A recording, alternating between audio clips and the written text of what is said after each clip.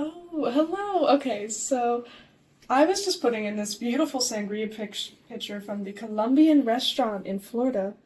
My name is Mongiello, and I'm one of the curators here at the Presidential Culinary Museum. Now, this is a new part of our usual JFK and Jackie exhibit. Actually, in this photo right here, you can see Caesar Gonsmart shown on the right, the owner of the Columbia restaurant.